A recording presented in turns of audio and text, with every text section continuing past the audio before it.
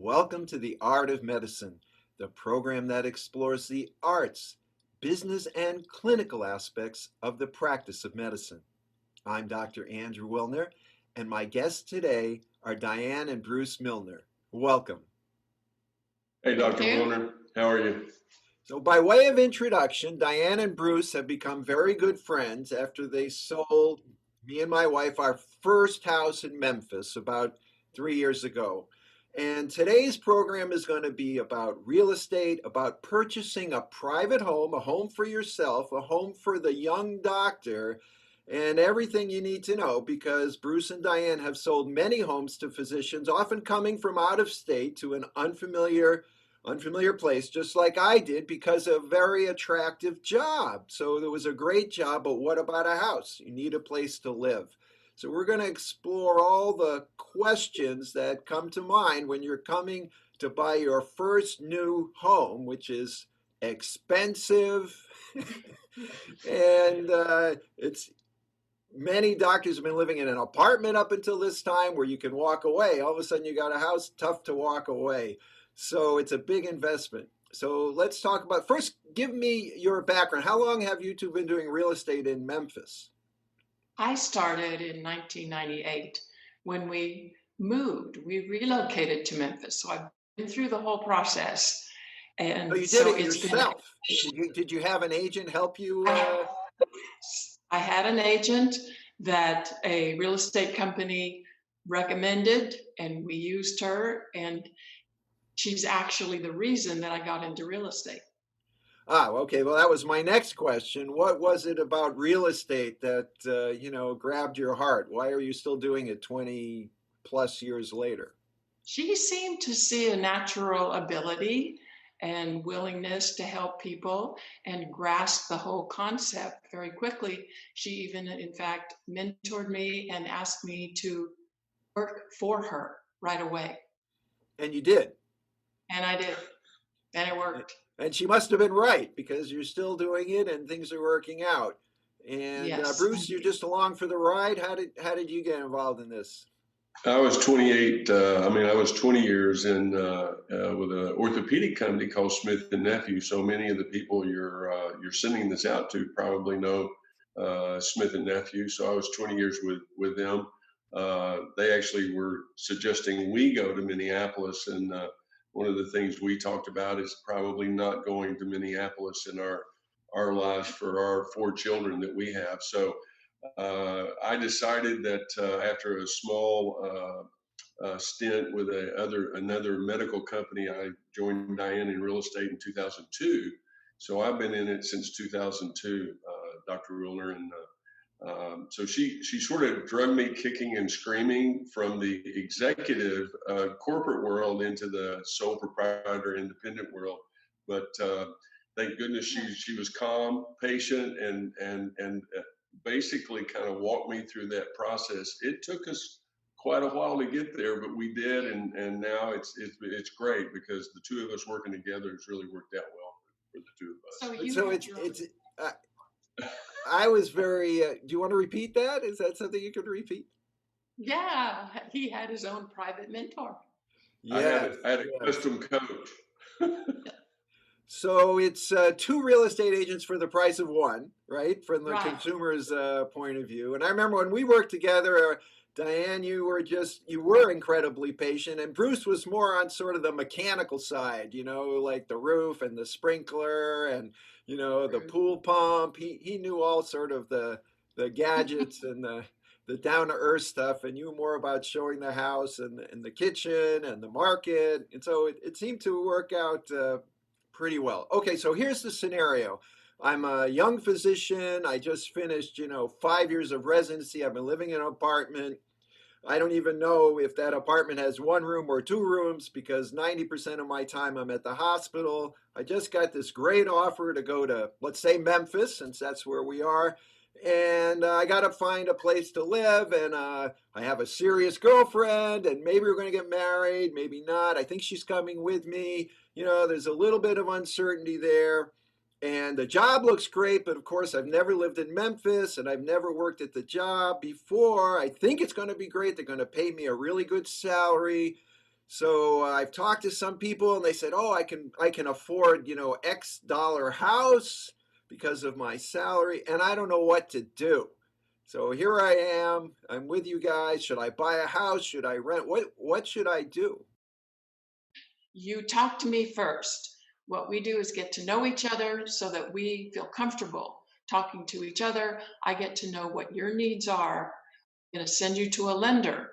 You want to know what you're qualified for. You want to know, I want to know what your budget is because I want you to be comfortable with your house payment, not buy something just because you're qualified for a higher priced home or a higher Are monthly there payment. any guardrails or sort of set up, what percentage of my gross salary should I be spending on my house? Is there some number I can use as a reference point or it's just up to me? Not really. It's a comfort level. It depends on what your financial position is at the moment. Honestly, the Financing Institute, Dr. Wilner, looks at your debt ratio. They look at your income. They look if you have a contract or not a contract. So they'll go through a broad brush stroke to really determine what you are capable of, and then you and your family work with us so that we can determine, the right amount of budget you want to utilize every month. All right, let me step back for a second. Should I just rent for a year and see if everything works out, or should I jump into the house? That depends on your comfort zone.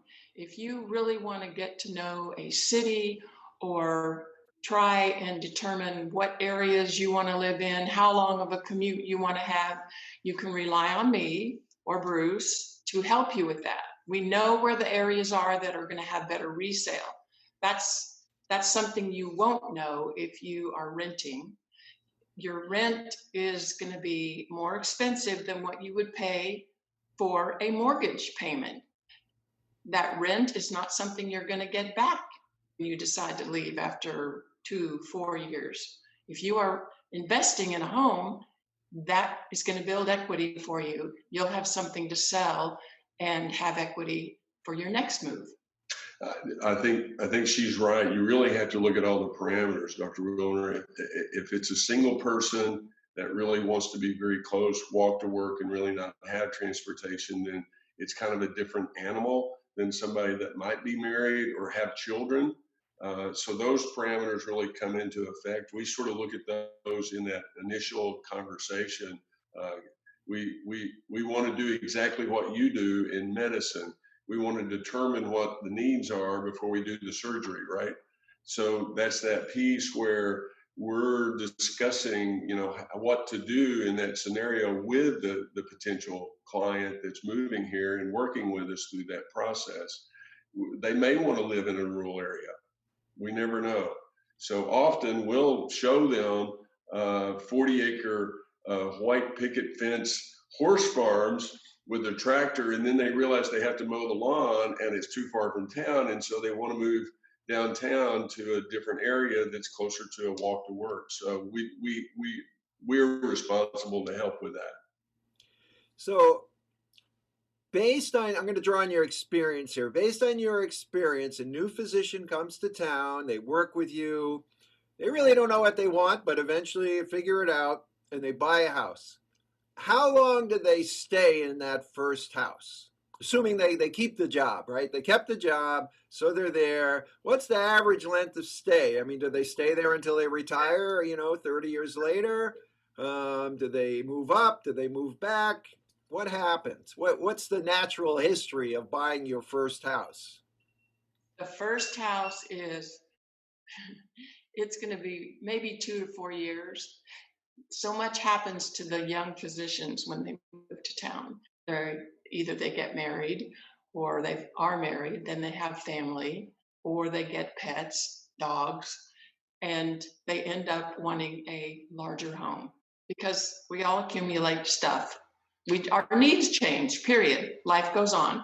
So they talk to people, they visit people, they become social, they find out new areas in town, they find a new home. They just want to change their lifestyle. So Is it a forever home? No, it really So isn't. 2 to 4 years. Well, that makes me feel better because we've been in this house now, I guess 2 years, a little bit more. My wife informs me that the kitchen is too small. When we moved in, it was a really big kitchen, and now it's too small. And there's a lot of other changes that have happened. So we're starting to look, and that's why we've been communicating recently is like, well, do we want to? And also geography. I think that's very important. I live right near work, and that seemed the obvious thing. But we've discovered that our friends live in a different neighborhood. So it's like, well, we didn't know that because we didn't have any friends before. So it turns out all the friends are in a different neighborhood. So do we want to be, closer to them? So it's life seems to be a moving target. So that's the normal then. Yes, it is. Right, you'll also look at history. Just in the United States, we used to move every 3 to 5 years regardless. That was an average across all the country. Now it's gone up. It's about every 7 to 12 years that people move. And again, it's determined on the family process because as the family grows, then the needs grow. And so that's where you have to make modifications, Dr. Milner. So nuts and bolts. I'm applying for my mortgage and they tell me there's something called a physician's mortgage because I'm a physician and our audience today is, physicians buying their first home. So do I want a physician's mortgage? What does that mean?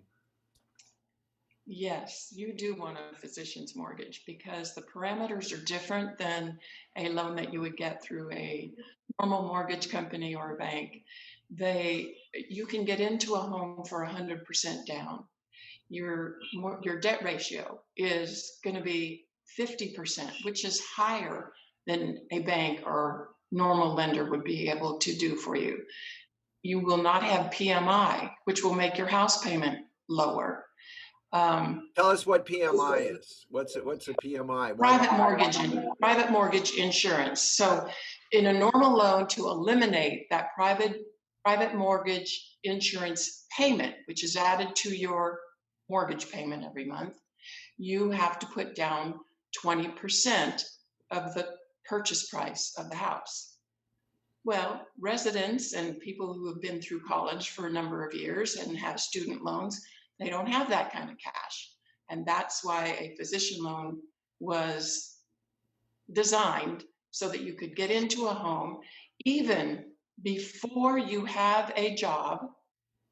You can get a loan, whereas a normal mortgage company, you have to provide 2 months worth of paychecks.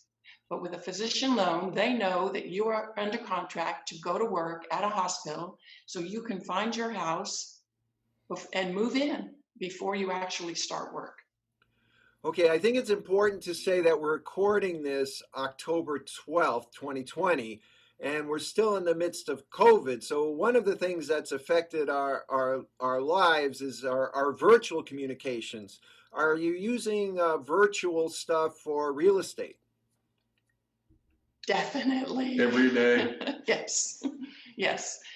In fact, I sold 2 of my physicians this summer sight unseen. They never saw the house until they came to close on the property and move their families in. So they saw it virtually. You gave them a tour with their webcam and they saw the house that way. So this is now a normal way to do things. It is. In fact, the showing system that we use that makes the appointments for houses that we're going to show, they actually ask if it's going to be a virtual showing or not.